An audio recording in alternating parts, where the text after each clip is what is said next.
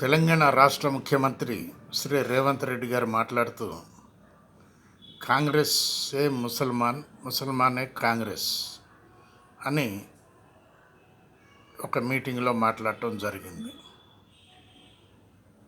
మరి అది ఏ విధంగా ఆ మాట అనవలసి వచ్చిందో, ఏ పరిస్థితుల్లో ఆ మాట అనవలసి వచ్చిందో ఒకసారి వివరిస్తే ప్రజలకు చాలా బాగుంటుంది.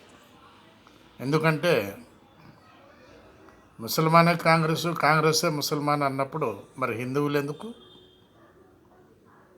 హిందువులకు సపరేట్ పార్టీ ఉందనే, లేదా ఇంకేమైనా పెట్టగలుగుతున్నారా ఎవరైనా?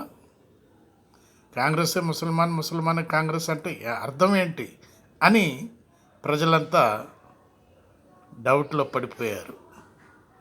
ఒక్కసారి ఆలోచించండి ఈ విషయాన్ని. బాలసాని వీరప్రసాద్, హైదరాబాద్.